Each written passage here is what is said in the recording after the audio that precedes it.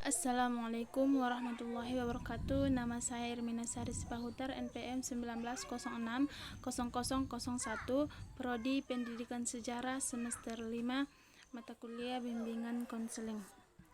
Baiklah, di sini saya akan menjelaskan materi kita pada hari ini, yaitu pendekatan dan bimbingan konseling.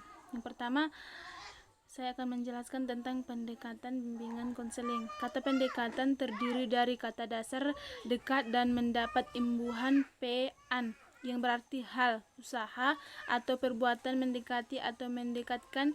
Jadi pendekatan bimbingan dan konseling adalah suatu usaha yang dilakukan oleh seorang konselor untuk mendekatkan kliennya sehingga klien bisa menceritakan masalahnya. Dalam melaksanakan kegiatan bimbingan konseling ada beberapa pendekatan yang bisa digunakan. Yang pertama yaitu pendekatan non-direktif. Pendekatan ini semula dikembangkan oleh Carl Rogers. Dewasa ini pendekatan yang disebut sebagai konseling yang berpusat pada klien. Asumsi dasar yang melandasi pendekatan ini adalah bahwa manusia pada dasarnya rasional, baik, dapat dipercaya, bergerak ke arah aktualisasi dari sehat, realis diri, bebas, dan otonomi. Permasalahan yang dihadapi dalam pendekatan ini yaitu konselor merasa cemas sebab terjadi ketidaksinambungan antara konsep dirinya dan pengalamannya. Dan pendekatan ini teknik konselingnya dipastikan pada si konseling, bukan pada masalahnya. Cara konselor menanggapinya yaitu dengan menunjukkan sikap-sikap kompetensi, empati, dan ketulusan tanpa syarat pada kliennya.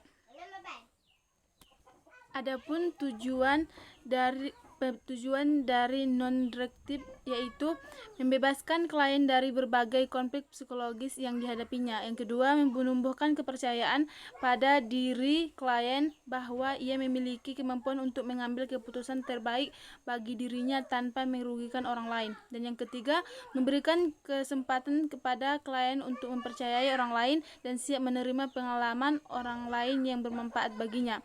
Yang keempat, memberikan kesadaran kepada klien bahwa dirinya merupakan bagian dari suatu lingkungan sosial budaya yang luas. Yang kelima, menumbuhkan keyakinan pada klien bahwa dirinya terus tumbuh dan berkembang atau process of becoming.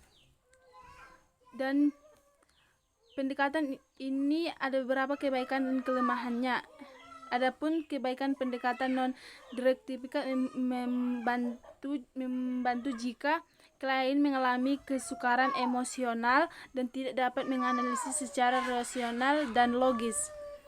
Yang kedua, konselor memiliki kemampuan yang cukup tinggi untuk menangkap kehayatan emosi dan menguasai masalah dari klien dan memantulkan kembali kepada klien dalam bahasa dan tindakan yang sesuai atau yang baik.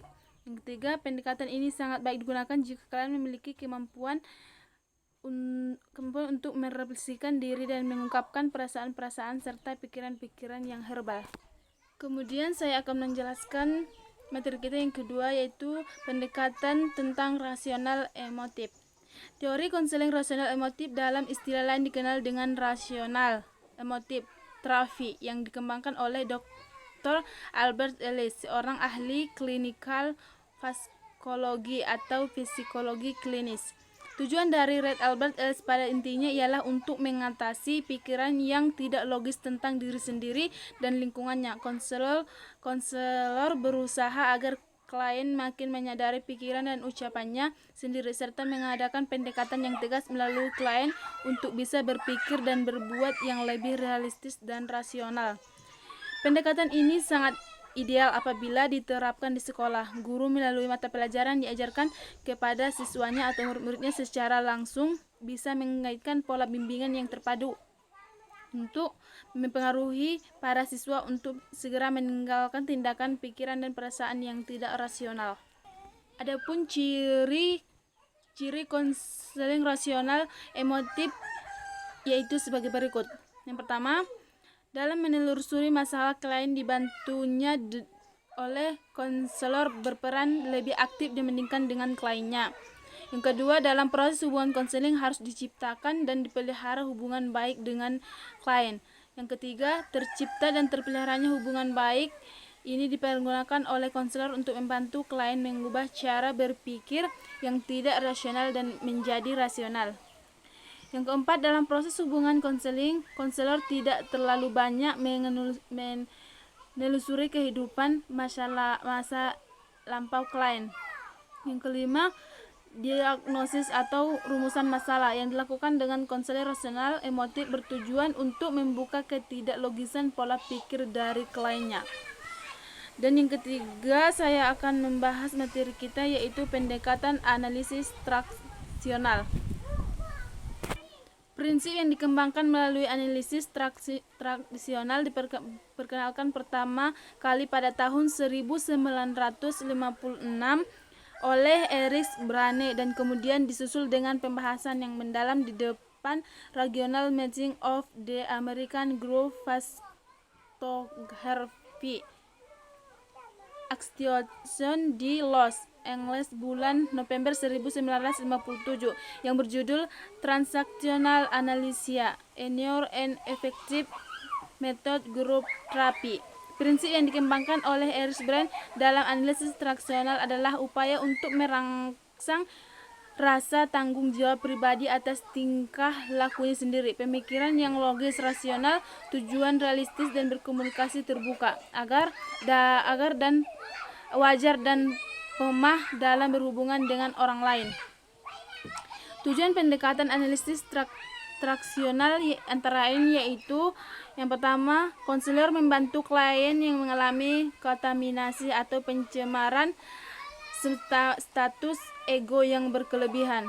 Yang kedua, konselor berusaha membantu mengembangkan kapasitas diri klien dalam mengungkapkan semua status egonya yang cocok. Dan yang ketiga, konselor berusaha membantu klien di dalam mengembangkan seluruh status ego dewasanya. Pengembangan ini pada hakikatnya adalah menetapkan pikiran dan penalaran individu. Dan yang keempat, tujuan terakhir dari konselor adalah membantu klien dalam membebaskan dirinya dari posisi hidup yang kurang cocok serta menggantikannya dengan rencana hidup yang baru yang lebih produktif. Secara historis, analisis transaksional dari Erich Brand berasal dari psikologis yang dipergunakan dalam konseling atau terapi kelompok, tetapi kini telah dipergunakan pula secara meluas dalam konseling atau terapi individual. Dan yang terakhir yaitu pendekatan klinikal.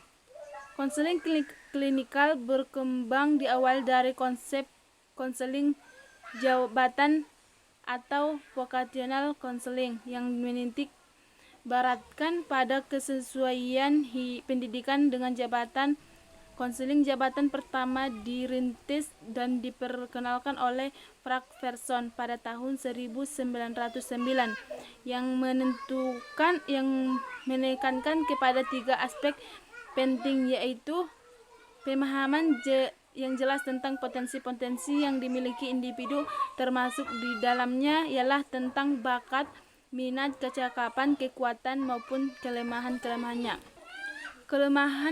Pemahaman yang jelas tentang potensi-potensi yang dimiliki individu, termasuk di dalamnya ialah tentang bakat, minat, kecakapan, kekuatan maupun kelemahan-kelemahannya.